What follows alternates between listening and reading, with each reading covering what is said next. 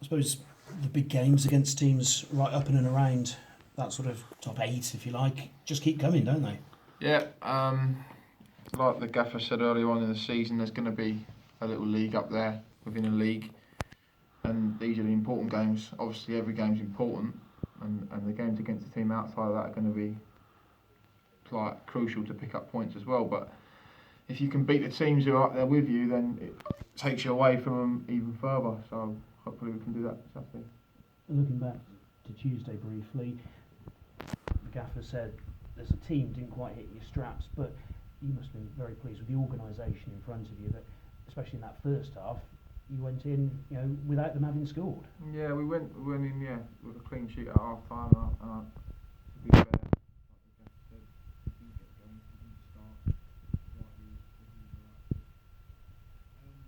Obviously that's just our aim as a team, but as me and back five.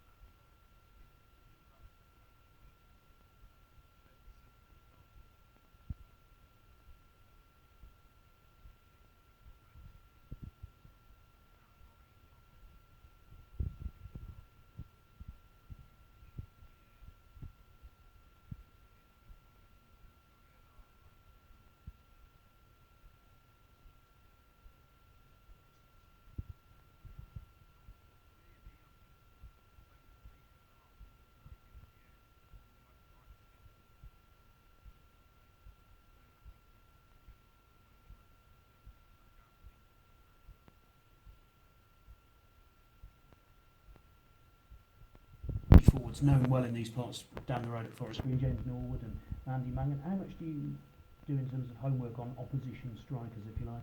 Obviously we work with Tim, and he'll tell us things, like he'll show us clips and things like that if there's anything in particular that he sees. But apart from that, you sort of have to just take it game by game, and obviously you say they might have a couple of sharp falls, and I'm sure we'll see that. And sometimes if I see something on the clips myself, I have to remember it myself. But yeah, just knowing what foot they are, knowing where they're strongest, where they'll get their shots off from, and things like that. Yeah, it's something I've learnt being here, actually, because obviously when I'm playing games back at the training ground and things like that for for Cheltenham under 21s. You don't get that sort of game management, and you don't know who you're playing against. You don't know what his strengths are and what his weaknesses are. So it's good to have pictures in your head before you're actually playing. And how much does that sort of stay in the memory bank during the heat of the moment? No, yeah, definitely does.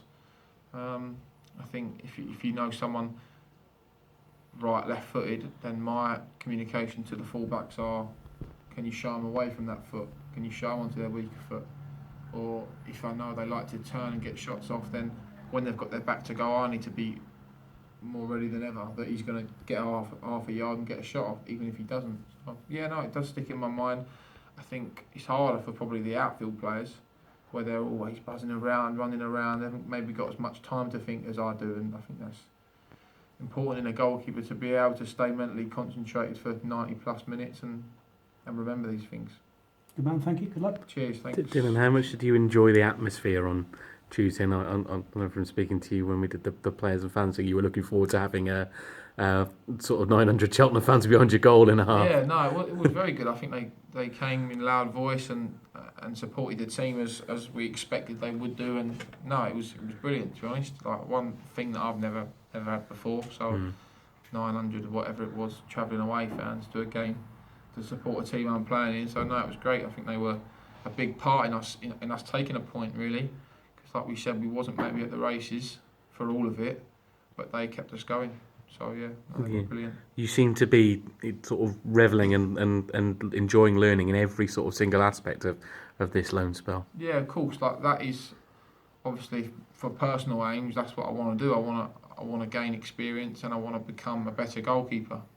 And I think there's no better place to do it at the moment than at a club like this, where we're hopefully challenging for promotion and being up there in the league from the start of the season, and hopefully we'll carry on and be there till the end. And there's no better place to learn what I want to learn, my trade, to be better at a club like this, who have been in the league, who've got aspirations to be back in the league. So yeah, no, I'm really happy and everything's going great. You mentioned the stats. I think Jack Bartram just mentioned 5 clean sheets in 12 games as well. That's obviously something you concentrate on. Yeah, of course. Like I've said already, if we're keeping clean sheets at one end, then hopefully we can score at the other. And in my eyes, if we don't win the game, then don't lose the game. Yeah. And don't concede any goals. So make it a 0-0 draw. Yeah, that Macclesfield game, the last home game, you virtually had nothing to do. You probably had the best seat at the house. Would you take that from every home game this season? Yeah, of course. Every game I'd take that if we could. But we know that's not the case. So we know what the season's going to have in store for us, and it's going to be bigger tests than what we've had already. And there'll be games where we comfortably win, and there'll be games where we maybe are the better team and end up not coming out with what we deserve. But that's just football. So. Excellent.